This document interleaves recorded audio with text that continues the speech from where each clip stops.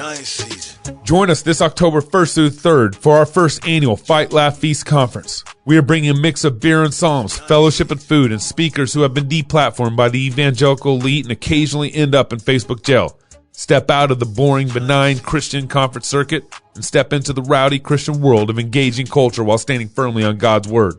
Most conferences will lull your faith to sleep and teach you how to obey the 11th commandment, but our people, our culture, our country needs the high-octane gospel that applies to every area of our lives.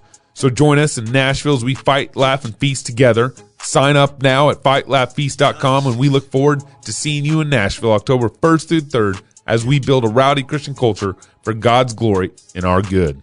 You know we at war with your gods, y'all. The flesh in the world gotta die. To mask or not to mask? See, I told you. I was right. What would you call it, a burqa mask? Is that fair? Is that fair? Yeah. Or Yeah. Marxist burqa? Marxist burqa. Marxist That's burqa. what it There we is. go. Or a There we go. second statist burqa. Yeah, and so we got governors declaring national state or state of a state mask. I just like watching Gabe We got just like mayors. freak out right I'm just- now. No, I'm just going right over it. This is what we do. Knox told me to do what I'm supposed to do, what I always do, and this is why we have this music. Hey, y'all, welcome to Cross Politic. Thank you for joining us. We got Pastor Toby, Chuck Knox, the Water Boy, and of course, Ben Dr. Merkel. All the rage right now. Yes, you are. You are. All the You are rage. exciting. There is some rage. And I'm all NSA'd up, and I'm about to sweat out this hat. Yep. We're gonna see. President of New St. Andrews That's College. right. Yeah, That's right. thanks for joining us, man. Thanks for having me. Thanks always, for having me. always love having you, and I'm excited to hear what you have to say about all the mask and everything that's going on. So thank you. Yeah. If you guys have been paying attention to the news, have you? Yeah. Yeah, yeah. Unfortunately. Wait. In order to pay attention to the news, you should have our app Oh. so that you can get the daily news brief. Oh, that's a good. So you have to download it at Fight Laugh Feast. Just search Fight Laugh Feast. Get the app on your phone. Don't tell them. Just suggest it. If you want to. It's a very fun thing to have on your phone. It's like the governor's orders. There are suggestions. well, we about to Except find we out. can't find people for not downloading the app. Also, They're only suggestions if you're a rioter. Okay. And also, don't forget to sign up if you want to for the Fight Laugh Feast conference in October. We can't demand that. First one, and okay? first or third. We should You're, demand you're that. most you're most welcome. It will be a mask-free conference. Yeah. I guarantee it. Don't tell them yet, Gabe. Don't. Unless there's something crazy happens, and then we might just turn it into a masquerade conference where you actually bring full on. You know what I'm talking about? Yeah. All right. My favorite mask guy, one of my friends, walking down the street, because here in Moscow, our mayor, we'll get into more of this later, but our mayor is mandating or requiring with penalty that you have to wear a mask where you can't social distance. And so he has this old 1940s or whatever gas mask where it covers up and it's got this long beak that comes out so you can breathe or whatever. I guess that's how the old gas masks were and everything. So Ben's got some good stories about gas masks. That's right. That's right.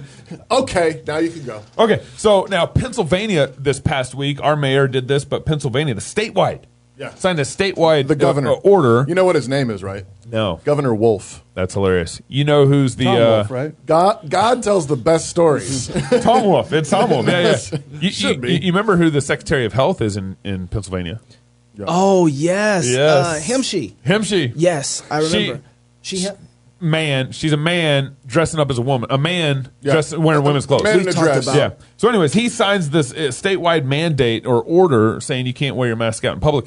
And as soon as you walk out, you have to. wear And a as mask. soon as you walk out of your house, Right. you have to have your mask on. It's Right. like it's probably the most draconian order I've seen yet in Pennsylvania. Yeah. I hope someone's sued him. Well, and here's what's crazy about all this. This last week, you've heard so much about Texas and Florida. Those have been the two states that have been all over the news last week. New York had over 30,000 deaths. We talked about this, I think, on Wednesday. New York had over 30,000 deaths. New Jersey had over 15,000 deaths. Right. And Texas and Florida had about 2,500 to 3,500 deaths. Right. And everything. And we got this. And then, Oh wow! Not even 10,000. not even close. And everyone, like the media, is giving Governor Cuomo all this praise for everything that he's done in New York. And I mentioned this in my daily news brief. That's why I feel like I'm repeating myself. In my daily news brief, I mentioned this, and he literally had an executive order that he signed. I think it was around at the end of March, where the executive order was mandating people old elderly who'd gotten That's COVID, right. went to the hospital. He mandated that they'd be sent back to the elderly homes so they can make sure there's hospital beds available and they don't overrun the hospitals While they're still contagious. And so, while they're still contagious, and so that's like sending a bomb, a COVID bomb back into the elderly to the homes. most vulnerable place you could be at. Right. Yeah. Wow. And we'll get there. We'll get there more of that. But I got some videos I want to show you guys, Right, but- kind of about all this, some of this mass stuff and some Well, of the craziness. that's the going thing on. is this. Yeah. All of this has been a massive flip flop. It's this huge mass. It's like In every way. You know, don't wear masks. Wear masks now. Wear them on the left side of your face. Wear them on the right side of your face. Wear blue Yeah. ones. Well, wear red ones. Well, even before that, they've even flip flop on how they are viewing Corona. Right. So before they were saying, let's look at the deaths. Look at the deaths and how many people are contracting Right. it. Well, that's amazing. Now they switched and said, since the deaths have dropped Right. by 90%. Now they're doing positives. Now it's just positives. Now it's- Spiking hold on. positives. Yeah, exactly. And it's like, how many people did you test? Right. Oh, and you got a bunch of people that got it. So now. we're not. So now it's like, well, the death rate doesn't matter. Right. It's only a matter of who contracts it. Right. Well, now it also matters that you wear a mask. Yeah. Well, Pasa para este lado. Pasa, Pasa passes through. Pasa. pasa. Pasa. Oh my goodness. Barbijos reglamentarios. Okay, this is actually a medical mask. Oh, that kind of worked a little bit. Yeah, I see a little bit, but it came with it. Otro tipo de barbijo quirúrgico, por ende barbijo reglamentario. Translation, kind of the same thing. yeah, no pasa. Barrera, no pasa. Yeah. Barbijo N95 reglamentario. N- 95. Yeah. Oh, No pasa. no pasa. Now, I ain't seen a whole lot of people running around with those. Now, I got a pack of 10. I ain't been using them. But You I'm ordered just a pack of saying, 10? Well, I got them back in actually when we got back in January and I saw people going to go. I was like, okay, let me do a few things. Buy some ammo and then get a few masks because I know you're not going to be able to find them. Did you buy toilet paper? No, because I didn't see that one coming. Daggone it. That was some tough You times. don't think of wasn't it? everything, do you? I didn't think of everything. I missed that one. Daggone it. But I don't see many people running around with those masks. Right. The evidence, the recommendations from the WHO, the World Health Organization, the CDC, and from my own office, all right now recommend that the general public should not wear a mask because it does not protect the individual wearer from getting the virus. And there is conflicting evidence out there, but there's actually some people out there, many people who believe that if you wear a mask and you don't wear it properly or you're not used to wearing it, you may actually touch your face more frequently and introduce virus to yourself. What a mask. That's what they're doing. Yeah. Didn't he have a tweet too? So Getting mad at everybody. Oh man, The Surgeon General? This is our Surgeon So General. this is the U.S. When's that video from? About March? Was that March? Yeah. When's that video Yeah, from? it's a couple months ago. So I just tweeted it out last night just because hey, you should don't forget this. The same guy, and actually the hilarious thing is that he's now he's wearing a mask in his picture on Twitter, but it says. So this is from February 29th. He says, seriously, people, all caps, stop buying masks! Exclamation point. They are not effective in preventing general public from catching coronavirus. This is our Surgeon General. This is the U.S. Surgeon General, the same gentleman we just had in the video, back on February 29th. The video's from when? About March, around March. Maybe It's in shortly March. after that. Yeah. They are not effective in preventing general public from catching coronavirus, but if healthcare providers can't get them to care for sick patients, it puts them and our communities at risk. Oh, Fucci. Oh, let's see what he got to say. The masks are important for someone who's infected to prevent them from infecting someone else. Now, when you see people and look at the films in China and South Korea, whatever, everybody's wearing a mask. Right now in the United States, people should not be walking around with masks. You're sure of it? Because people are listening really No. closely to this. Right now, people should not be walking. There's no reason to be walking around with a mask. When you're in the middle of an outbreak, wearing a mask might make people feel a little bit better, and it might even block a droplet, but it's not providing the perfect protection that people think that it is. And often, there are unintended consequences. People keep fiddling with the mask and they keep touching their face. And can you get some schmutz sort of sting? Yes, you can. I was at the store yesterday, and of course, everyone, all the employees are wearing masks. Some of them wearing bandanas, some of them wearing some sort of mask makeup. The The guy with Pasa? the No pasa, pasa. no pasa. They're all pasa, lots of pasa. and the guy wearing the bandana, I mean, it just kept falling off, and he kept putting it up. But every employee I was watching, and they're all touching their faces.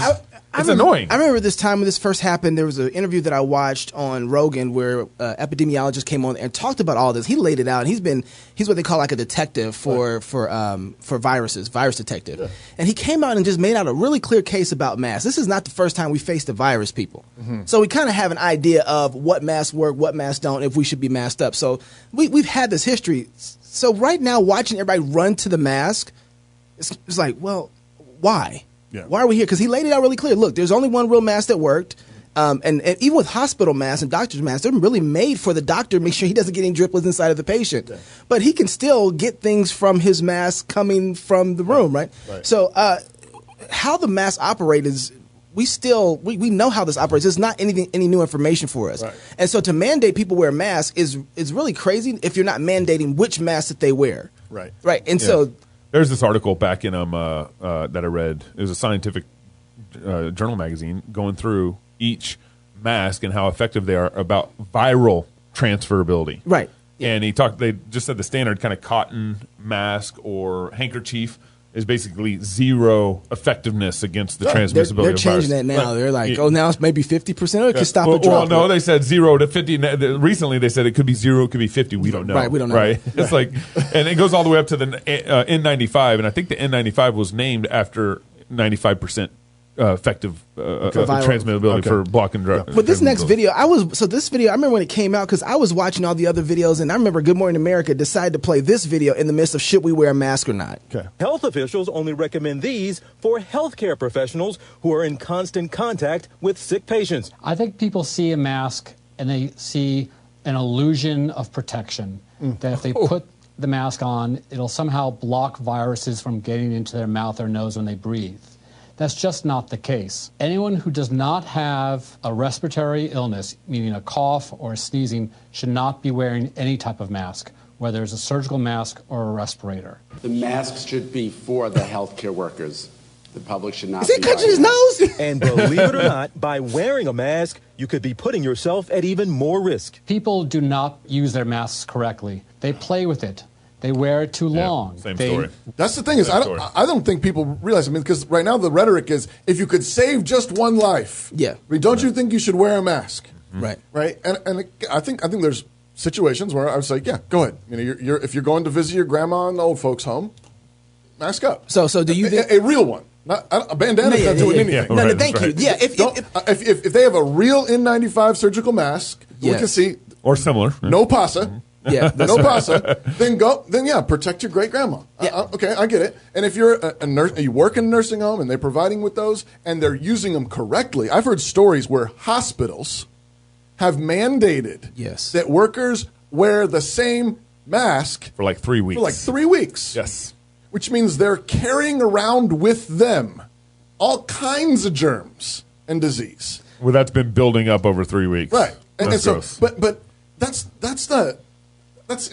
apart from that, I don't think people realize that it's very, very possible that we're doing greater harm and damage, actually. What do you mean by that? By wearing bandanas and scarves around. Because now everybody comes out. Now you go in to see grandma. Yeah, everybody thinks they're safe. It's an illusion of safety. It's an illusion of safety. And no real safety. And everybody's touching their faces, their mouth, and their nose because it feels uncomfortable and it's dropping down and falling off. And not all of them are getting washed regularly and disinfected regularly like they should be. So you're carrying around more with you. It's a little germ collector. Yeah. So on your face. Go ahead. You finish it. I'm just saying. Okay, so I found this helpful. My wife brought this to me to my attention yesterday. The New England Journal of Medicine. This is a May 21st excerpt. It's probably changed already. Yeah, it probably has. May 21st. That's a long time in the corona world, right? It got canceled. They said, we know that wearing a mask outside healthcare facilities offers little, if any, protection from infection.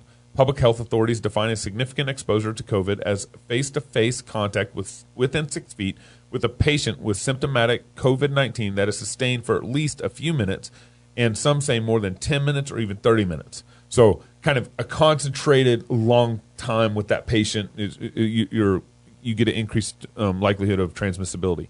The chance of catching the COVID from a passing interaction in a public space is therefore very minimal. In many cases, the desire for widespread masking is a reflexive reaction to anxiety over the pandemic. The New England Journal of Medicine. Yeah. But the thing is, I'm saying, though, it may be very likely that it's even worse than that. Like, they're saying it helps very little or nothing at all. Well, they get at the anxiety stuff. Yeah, but I'm saying it could actually be making it worse. Yeah. Because you're collecting it. Actually, you're collecting germs everywhere. I mean, why did all the environmentalists suddenly switch away from using reusable shopping bags? Yeah, right. Because you're carrying around a bunch of germs with you. Right. So, but the thing, the really crazy thing in all this is some people were saying, but it's just a mask. Right. Just wear it. Relax. Why are you so bothered by it? Yeah. Well, the deal, though, is what this is coming out of. Yeah. This didn't happen in a vacuum. That's right. I mean, we've been going through 4 months, 5 months of crazy where we just watched what they did. They went from it's don't wear any masks and shut down your businesses and you're essential and you're not essential. Yeah. Except for Black Lives Matter can Do riot parades. and parades. LGBT can do parades. And that's brave and courageous. Yeah. And then suddenly switching up. And what is I that? even saw an article that said the riots helped get rid of coronavirus. I actually saw articles where it helped That's funny. take the numbers down. Until conservatives want to go to worship. go to church. Until you have a bunch of people going to church. We even had rallies before they were doing that. They ain't saying nothing about that. They was like, "What y'all look at y'all spreading the disease out here at y'all rallies." Yeah. But meanwhile, the science that actually is coming out, the data that's actually coming out, they're jumping all over the spiking rates of positives. While the death rate is plummets. Plummeting. I mean, the graph is going, like this. They don't want to show you the graph. Which means, though, that it is not nearly as dangerous as people were worried about. It's not as lethal. It's not. The mortality rate is plummeting, which means that for most people, most healthy young people, this is not a dangerous disease. And what we need to do is basically 10 to 20% of us need to get it and get it over with, and we have herd immunity. Over 50% of the cases, or around 50% or so, are asymptomatic. You barely know you have it. That's right. It's like a cold. Turns out coronaviruses go around all the time. COVID-19 is a new one. Well, in the same emergency powers that the PA, Pennsylvania governor used, the Richmond governor is using to tear down statutes. What do you mean? Explain. Walk that out. The Richmond governor is using emergency powers, including the health code, to declare a state of emergency because of Stonewall Jackson's statute in Richmond, Virginia. A health state of emergency because of a statue? Yeah, because it's a public risk. It's a public health risk. So the statue is going out poking around people and making them eat bad cheeseburgers. He's breathing on people. He's breathing on people. Breathing on people. Yeah, and so and he doesn't have a mask on. And so, but the statue's not wearing a mask. So you got to take down. That's where all this is going. That's where all this is going. But the point of this is the whole thing here, though, is you have statism going crazy. You have Marxism basically going crazy, which is this. You've got this destabilizing of culture. I mean, it's a pincer move, right? You've got the Black Lives Matter thing, destabilize it on this side, and then you got to herd everybody in the direction over here, and it's got everybody saying, "Now what do we do, Master?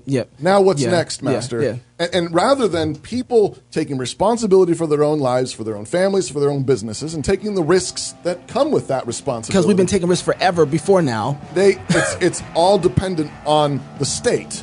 Rather than, and that's the way to servility.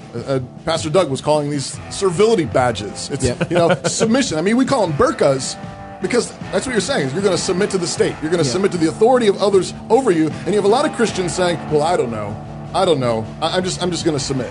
When a medical need arises, hundreds of thousands of Christians across the nation care for one another by sharing financially for those medical needs. Samaritan members pray and reflect God's love and care by providing for one another. While times continue to change, God's love doesn't. He cares for us as we are called to care for one another.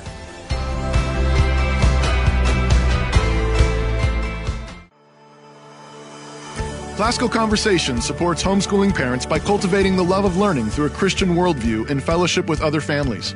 We provide a classical, Christ-centered curriculum, local, like-minded communities across the United States and in several countries, and we train parents who are striving to be great classical educators in the home. For more information and to get connected, please visit our website at classicalconversations.com. Classical, Christian, get connected, get community. All right, I'm done. That's warm, huh? That's warm. Toasty. There we go. Oh, look at that. There we go.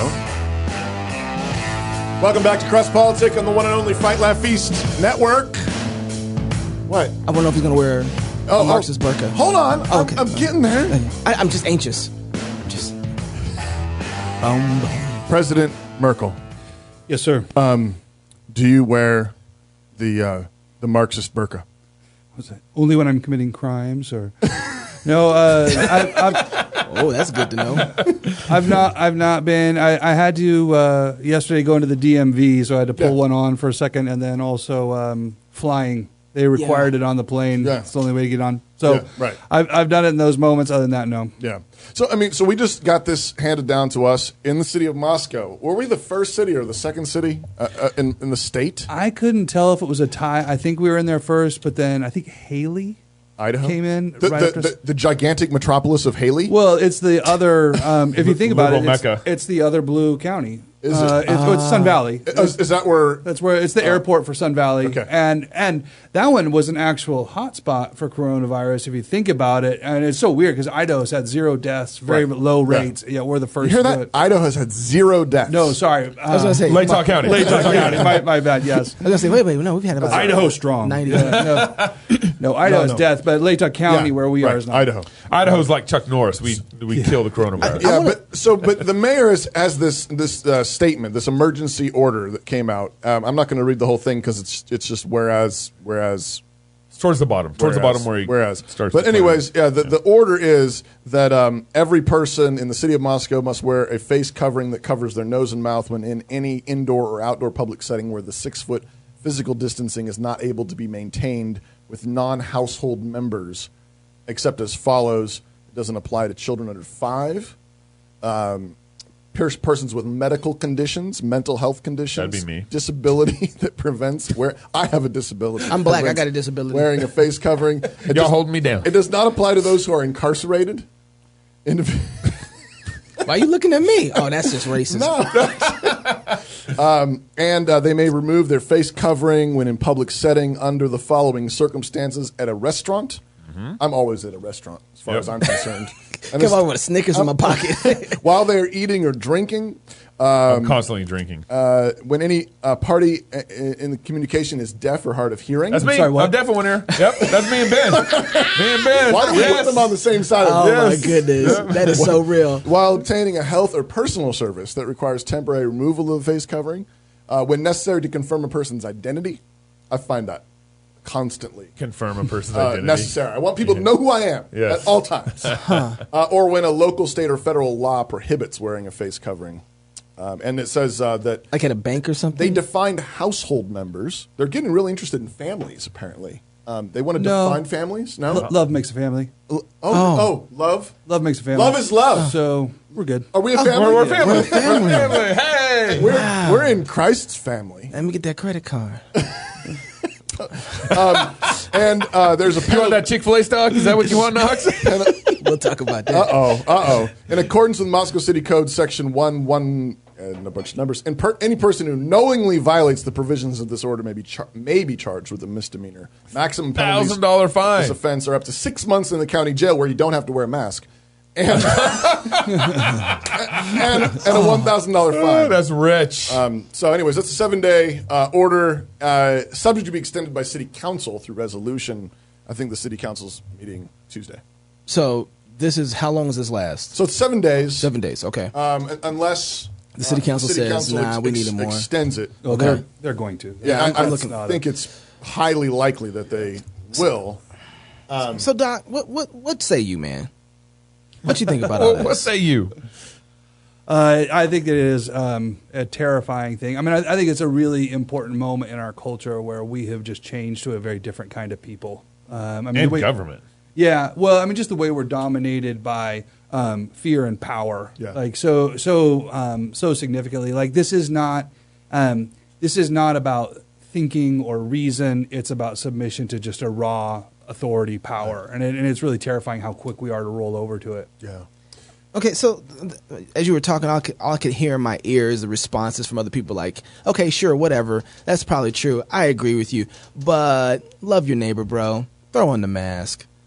Right. Yeah. I mean, it is really interesting how it has changed, because it starts with fear. Like, you need to put on the mask in order to stay safe yourself. And then when you show them that this is doing nothing for you, then they flip it really quick, and it's now your obligation that you have to your neighbor. Because if they see you without a mask, it means that you want their grandma to die. Right. And, yeah. and you're being rude and you're being unkind, and it's not a good testimony to exactly. Jesus. But I do think that the way in which our nation has changed is far more traumatic and far more dangerous than anything that would come from the spread of the coronavirus. I mean, we really have. It's interesting just what wimps we have become. I mean, I think there's a great line in Sir Philip Sidney's Defense of Poesy, where he's attacking the England that he lives in, and how subservient it's become. And he talks about how they can scarce endure the prick of a pen, where it's like you just write something critical and everybody falls apart. Right. And that's the world we live in now. You say something slightly controversial and nobody's ready to actually sit down and interact with you. Like a bathroom video? Kind of thing. Yeah. Maybe. No, all that happens is virtue signaling, denouncing, but there's no actual substantive interaction. So remember too that we talked about this before when we were in the middle of the shutdown. We talked. I mean, the Romans 13 was like everywhere. Everybody's like Romans 13, Romans 13, and it's Submit. like, and yes, we should honor those above us.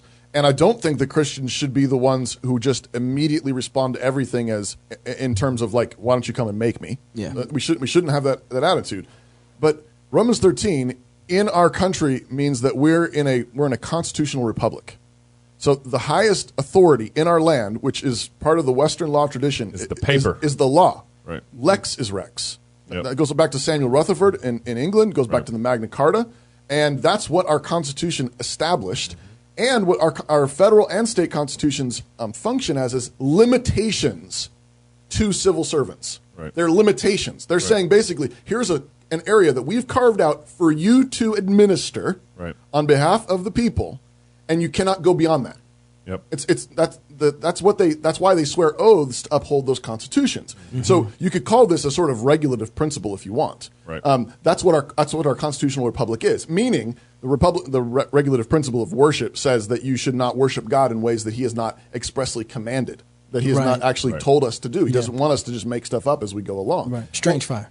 But our constitutional republic is based on something similar to that, saying within these parameters you are free to govern, but you have to protect these parameters, these limitations, and beyond that you may not go. But emergency. Emergency. No. Emergency. No. And I think that the thing is that's actually a radically freeing concept, because the thing is guilt is a terrible master. Mm-hmm. You know, like if you can just white people know about that right now. That's right. Well, it is such a manipulative little concept because and it's really interesting just the hypocrisy. Like, so you're That's saying right. I'm killing somebody's grandma because I'm not wearing a mask. How about you with the abortion? But for some reason that's your body, your choice. Right. And so it's really interesting how we're able to say guilt. There's like a guilt switch that sometimes it's on, sometimes it's off. Right. You go out and drive your car, you're endangering the public. Right. Right. And yet there's a certain sort of freedom that comes, that comes with being one of God's creatures, that we're entitled to go out and do that. We're risk takers. Yeah. And I do think this is just kind of a side note, just in terms of leadership, you really have to be very, very careful about how you allow people to manipulate your guilt.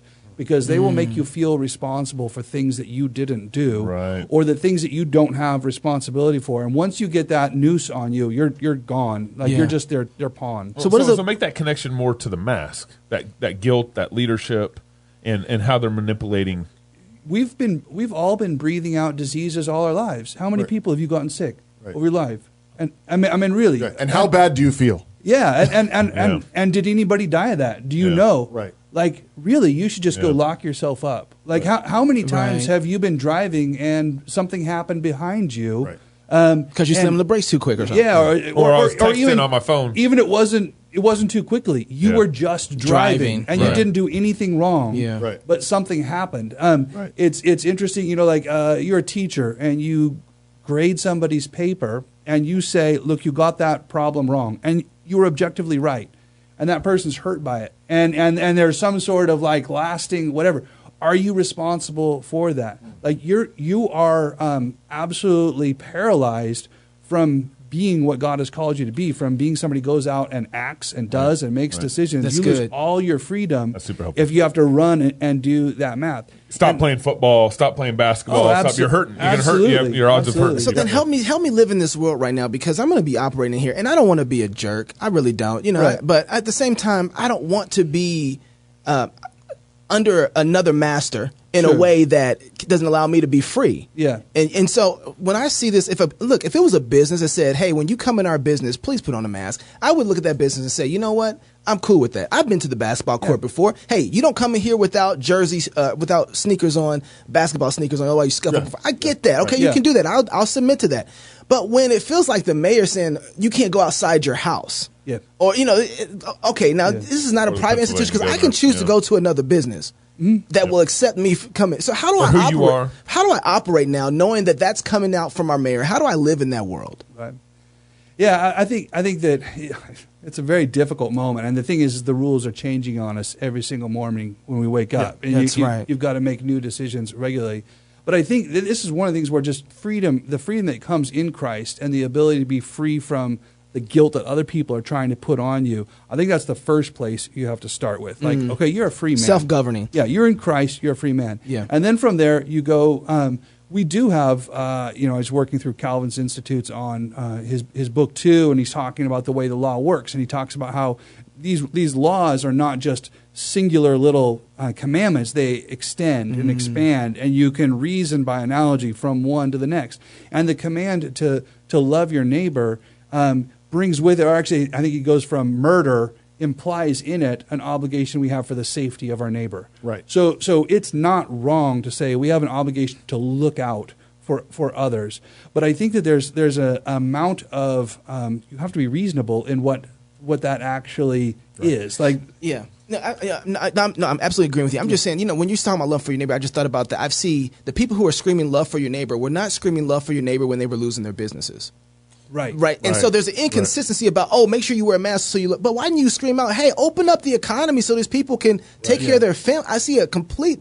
And since they weren't so doing that. If you look at domestic abuse that spikes as people are put into quarantine, as people are losing their businesses and alcoholism, there's so many things that you can show the devastation that happens when you mess with the economy. Or the same thing. I mean, we saw this before with the Black Lives Matter protests, riots, or Antifa, or whoever was doing them. But the same people that are Romans 13, right? And then when they burn down Target, and they're like, well.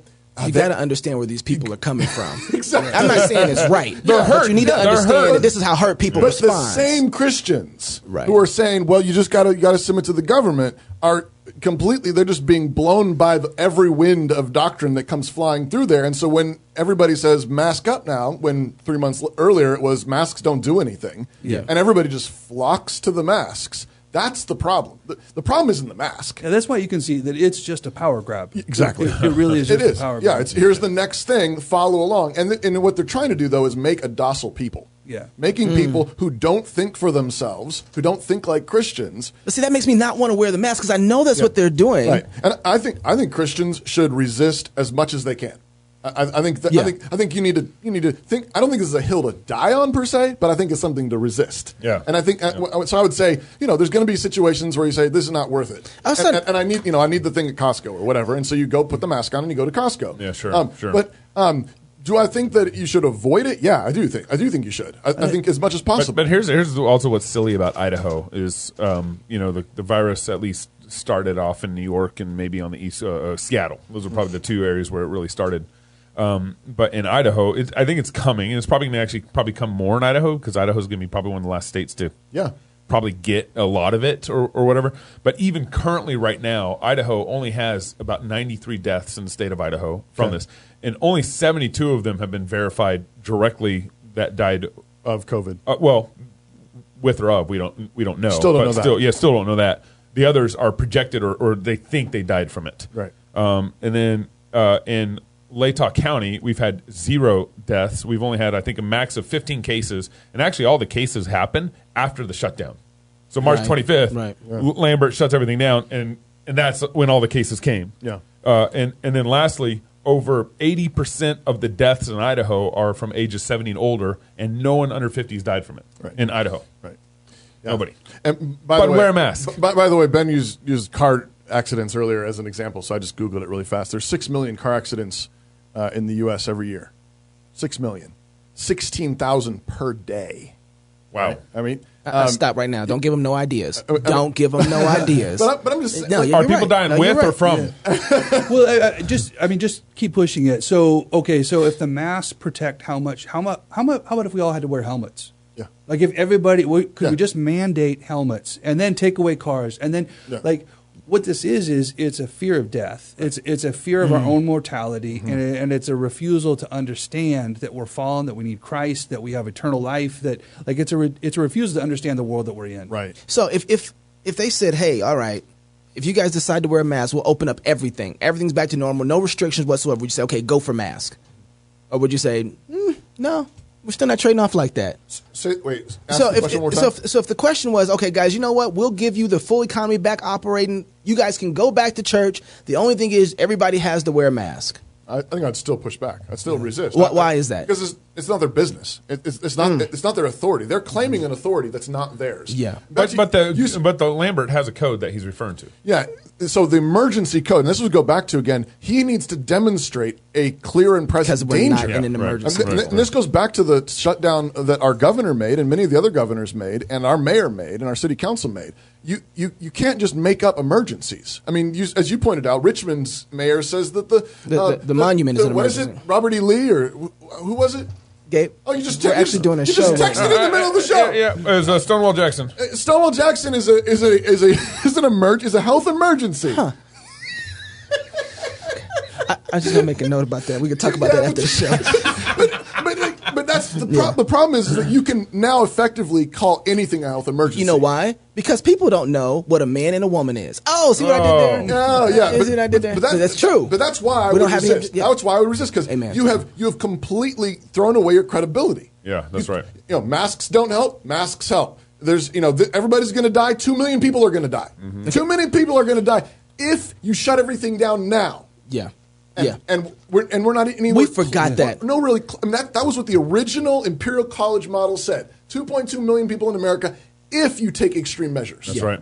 That's right. We're not anything close to that, and we're still listening to the same people giving us advice. They've lost all credibility. Yeah, while the deaths are going so down. when they say this is an emergency, Christians need to say no.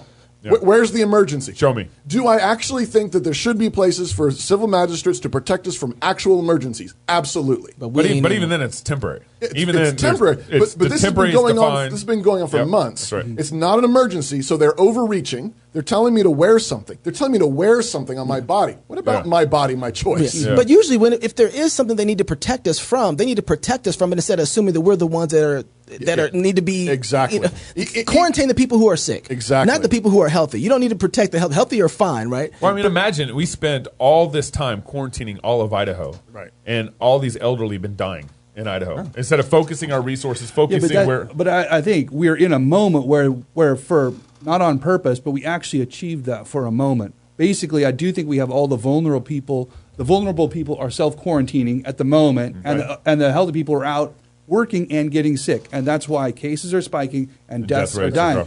And so that actually is a strategy that would have worked. Yeah, but we're not going to stick with it because we don't have the courage to deal with this fact that the cases are going up. Right. Yeah, Kenneth Witkowski, I think he was one of the first epidemiologists that brought out. Is he out of Stanford? He's one of the Stanford guys? No. Okay. He's the German guy. Oh, okay. Older German guy, big beard. YouTube, you can find his video. He said, guys, this is just how it's going to go. He's called this back in the beginning of February. The Stanford guys, the Johns Hopkins guys, they've been calling Oxford, this too. UCLA. You know anything about Oxford? A little bit. All these, I mean, there were a number of other studies from the beginning saying, guys, this is not that different.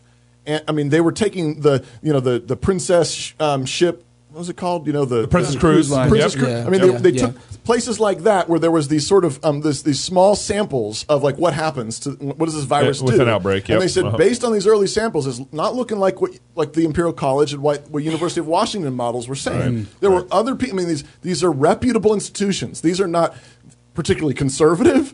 They're liberal as anybody else, but they're saying, look, the facts don't show us this. Protecting people also means protecting them from mobs. And what is happening is we are actually seeing a number of our magistrates just given to mobs. They gave into the mobs and riots from one direction. They was talking about with their guilt. And now they're giving into mobs and riots. We need to have these badges that show that we feel safe or something. We got to go, but I want to hit something, and it's just spurring in my mind. I have to talk about this. You said you don't know if masks are the hill to die on. Right. And I remember when this whole thing started, no one wanted to die on any hills yet. Yeah. Where's that hill at? Because when this started and we figured out that this wasn't the pandemic that they said it was, right. We said, okay, we'll go into our caves for a minute, guys, and we'll figure out once we get some facts and some data. Some people ain't came out the caves even though they've seen the facts and the data. I know. No, and so where's this hill coming? Because are we seeing it? I think the church should lead. So I would say one of the places, and I want to make some room here for different states, different situations. So don't hear me as saying this is universal everywhere. But I would say in that's general, wisdom, period. Though. But I want to say American Christians, when it comes to worship, that's a place where pastors and elders should lead, and they should be saying this is the church. It's governed by the Lord Jesus Christ. Yeah. And when it comes to this now that we know what we know, I think the church should be the spearhead of this, pushing back and saying, no, we're not going to worship with face masks. No, we're going. People are free to if they want to, but no, we're going to worship God with unveiled faces. We're going to worship God in freedom, and we have the right to do that. It's in the First Amendment. And come get us. So was it the governor of California said has made worship illegal? Singing. Yeah, you can't sing. Well, basically made worship illegal. You can't sing. Yeah. Christians need to go to church on Sunday and they need to sing. There's a lot of two kingdom churches in California, which means you end up submitting to the government. The other thing here is there's a difference. One of the things you got to remember is it's always easier to sort of go into one of the ditches. We always want to either completely capitulate or or completely defy. Yeah. And I think there are places. I mean, if you're Daniel's three friends and it's the statue, then you just completely defy. But you have to recognize that there is a place of walking right up to and playing chicken with those who you differ with, and then using wisdom. Yep. I think we need to have a lot more conversations with police officers. Yeah, let's just walk right up to it. Absolutely. I mean, have them educate us. And if it's a small fine, how about a small fine? I mean, that's not the end of the world, and it's not dying on a hill either. No. And sometimes you might say, okay, I'll put the mask on. We don't have a full approach. I think one of the principles that's really important right now is to get the distinction between a reformation and a revolution. Yes. Yeah. Yes. And because right now that's what we have is we have revolution colliding with reformation. Right. And it's really important that you know what spirit you're of. Revolution just wants to tear down. Right. And that was Antifa, that was CHOP. It's just a desire to tear down. Governor Inslee. I'm sorry. Yeah, they will not. They will not build anything. Right. All they will do is devour. And this is the warning to the people that are in that movement: is it will devour you as well. Robespierre. Yeah, it always revolutions always are these really quick cycling things, and they execute their own leaders tomorrow. That's right. And new ones fill, and it's just this tear down. They don't know how to build anything. Reformation understands, and sometimes it can look like revolution because it comes into conflict as well. But Reformation is always looking to a higher principle, understanding what God is having you do, and reasoning from that, and thinking about what needs to be built. Right. Reformation knows how to build. Right. That's what America was, a Reformation country, not a revolution. And it did fight in places. Yeah, but absolutely. it was fighting for something that it loved. Yeah. But the American War for Independence and the French Revolution were two totally different things. Yeah. Just getting that down is a huge thing for Christians to be able to understand. That's really When good. we come back, I want to talk to you about your couple. You guys have been doing a bunch of NSA ads, but the two that are really hitting right now are the bathroom ad as well as the All Black Lives Matter ad. I really want to talk to you about those and kind of the fallout from what's been happening with that. Sure, all right? certainly. I guess more reformation, more revolution. I can't even talk. He got me all mixed up. More cross politic when we come back. More R words. Reformation, revolution. Revolution. Logos Online School is your affordable partner in classical Christian homeschooling, offering live teacher-led instruction 4 days a week to students in grades 7 through 12. Our experienced, enthusiastic teachers provide instruction in math, science, literature, history, languages, Bible, apologetics, rhetoric, government, and economics. Find out why more and more Christian homeschoolers are turning to Logos Online School for the education of their children. Go to logosonlineschool.com today. Dave, you got anybody you need to text? I am just doing my job. Now I'm just doing my job. Hey. Go ahead. You can text somebody now. Go ahead. Now I feel odd. Now that we're online. My phone's too far from me. Welcome back to Cross Politic on the Fight Laugh Feast Network. We got Dr. Ben Merkel, president of NSA, New St. Andrews College. In the studio with us today. I was gonna put it on, but I don't think it's not going. My head is sweating. Yeah. All right.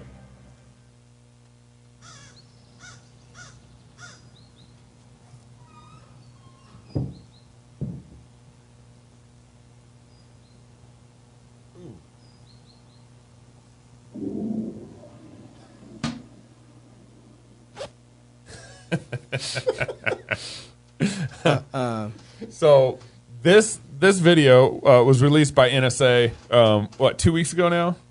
3 weeks ago? It seems like about forever. a year or two. It does seem like forever. It's been a long time, but yeah. It's got close to 1,000 shares on Facebook.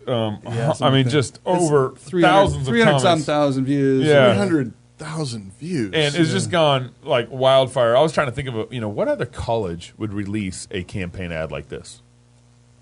I wish there were this more. Is a very understated ad in a lot of ways, right? It's just right. Like boys are boys and girls are girls. And come to our college. And this was filmed in Moscow. New St. Andrews is actually right here, and the bathroom. This is a city public bathroom right behind New St. Andrews College. Right. And so it was filmed. It's brand in new, public. actually. It was just built by our mayor. Yeah, 2 years ago. and also Austin Anderson Construction built it, and I worked with them a couple weeks on the bathroom when I was transitioning from. You did. You actually worked on it. I actually helped build the bathroom. Now I think about it, as I was transitioning employment.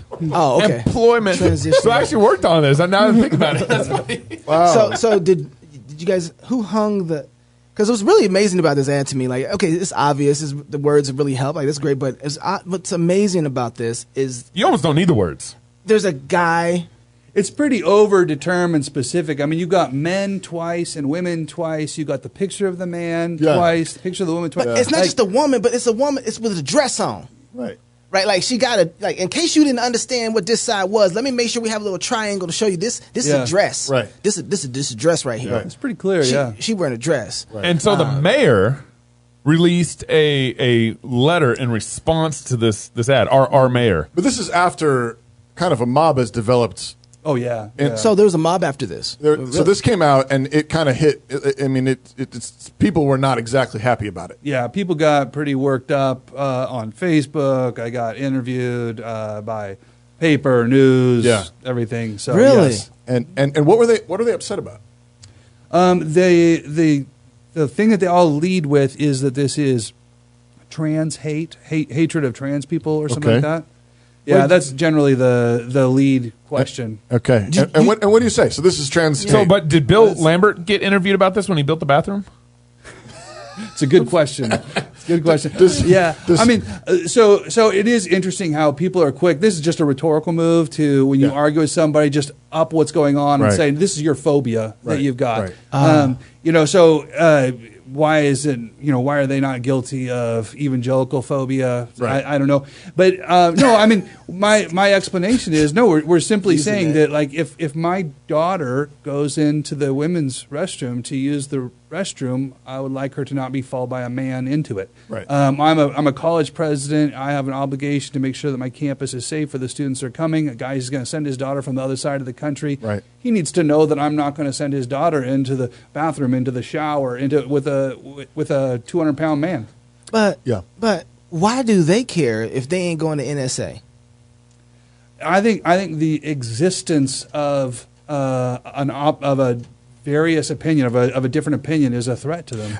And the mayor's letter. So it got so spicy, so hot here that the mayor apparently felt it necessary to issue a letter. Yeah, a public statement about this, responding to a New St. Andrews College recruitment ad, saying that this doesn't represent Moscow. Basically, well, it's interesting that it doesn't represent Moscow because Moscow is diverse, which is.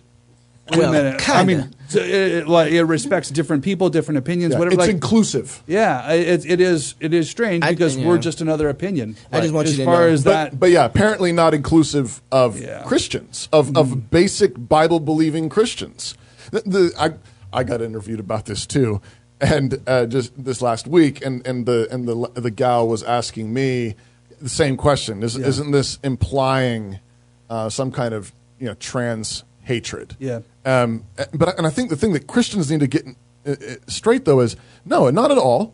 And the reason we're affirming, first of all, what God says about what male and female is, but then secondarily, it's simply not hatred when you love someone enough to tell them the truth. Well, that's the thing. God is the one who's decreed what a man and woman is, and even more important than that, God is the one, because God is love, he defines what love is for us. And this is the real problem I think evangelicals have with confronting the culture that's around them right now is there's a world of difference between saying God is love and love is God.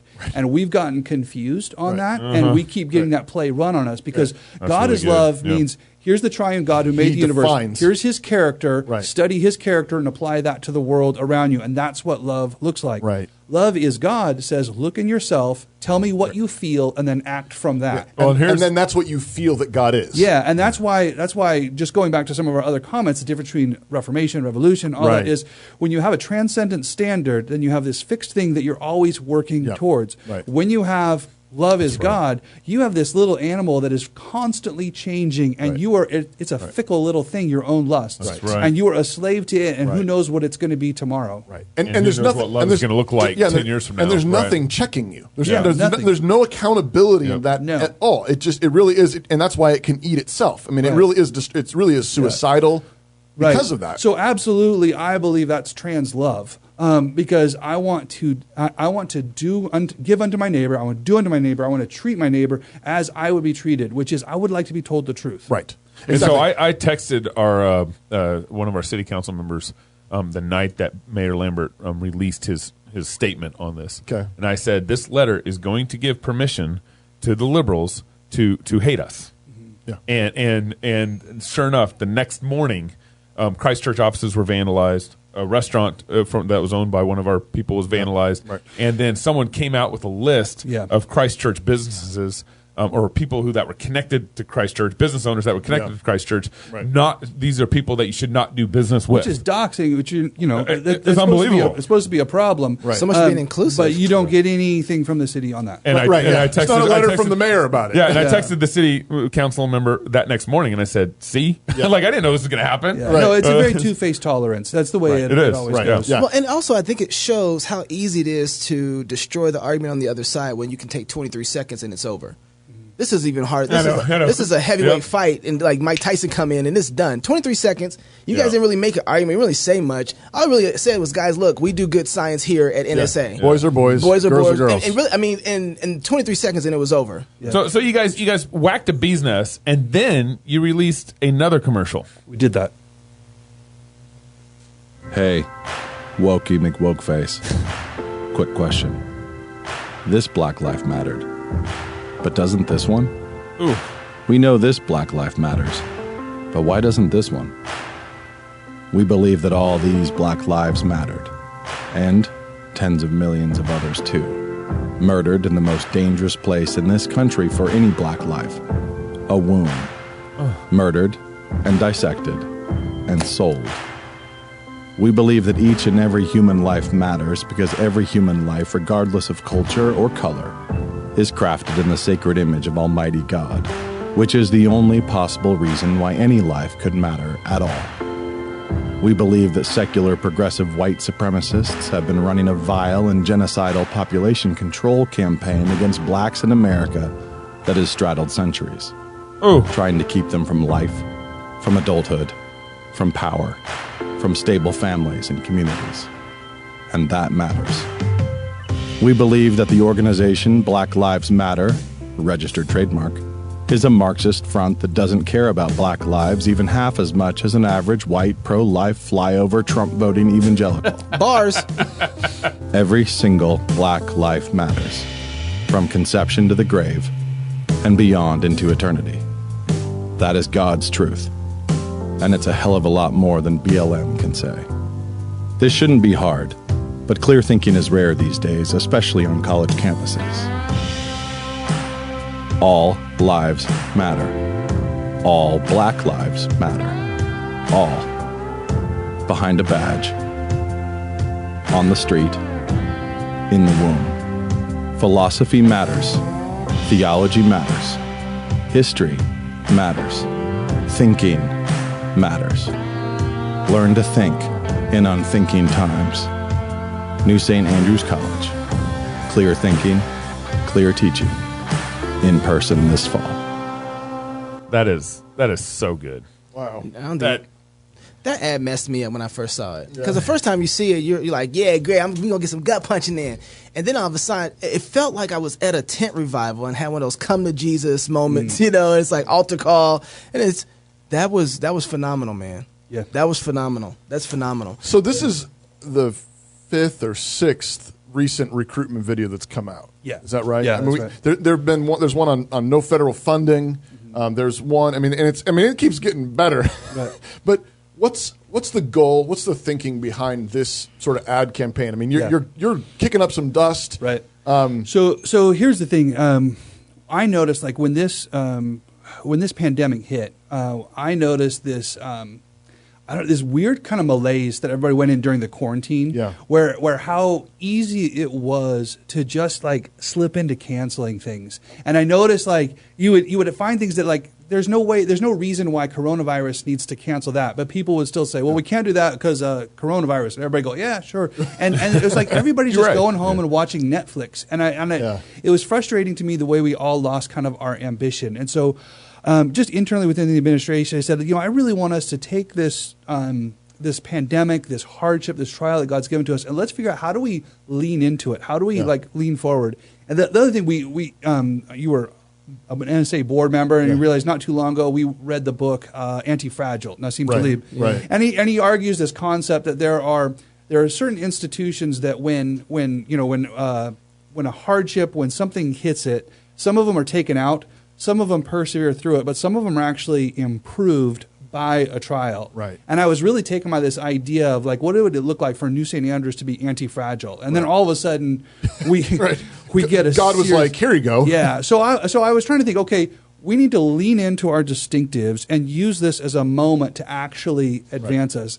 NSA is a college unlike any other school, and anytime you hold us up to another college, if we try to be like them, we just live in the shadow. Right. But if we embrace our own distinctives, we actually rise above. Yeah. And so there are a number of things like, when coronavirus hit, well, New St. Andrews has no dorms. Right. And that's what took out a lot of colleges, no dorms. That's right. But I kept seeing all these different distinctives about our school that were like, this is what we need to get loud about. Right. And so, that was my charge to our marketing team. Let's advance our distinctives and use this as this moment. And at first we're talking about just the distinctiveness of the academic program, the distinctiveness of the rigor, no federal money. And then they ran the bathroom ad, and it was like just this little thing, but whoo, boy, that blew up. Right.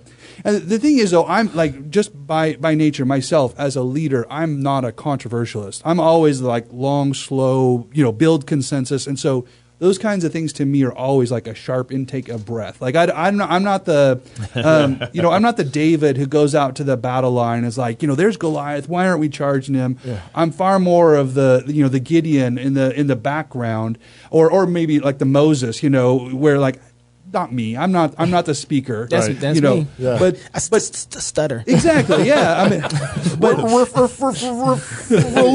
We've seen it earlier. But the thing is, so the morning that they showed me the Black Lives Matter video that they put together. That morning, I was reading and I was reading in 1 Samuel, middle of 1 Samuel, and it's a bit where Saul is being disqualified. Yeah.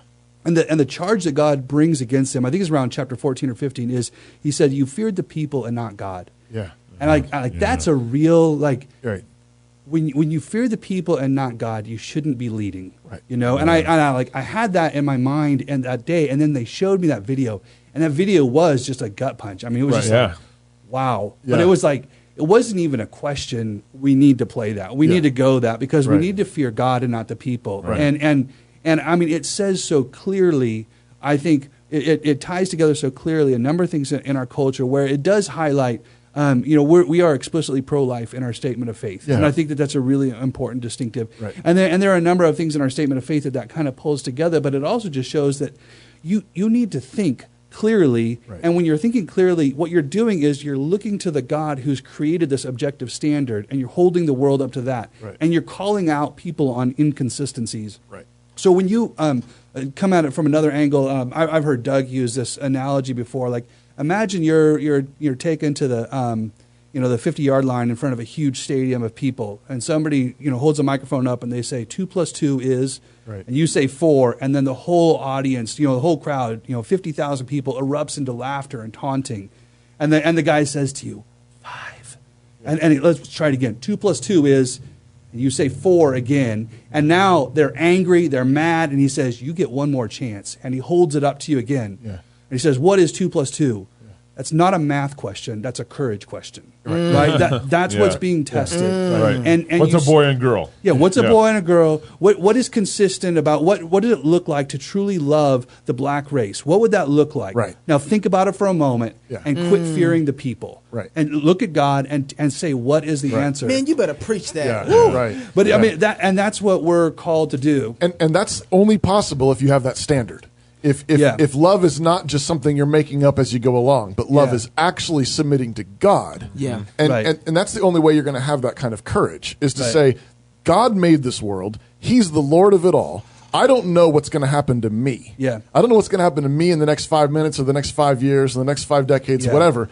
But this is God's world. He made it. He owns it. And I'm going to submit to him. And so the answer's 4.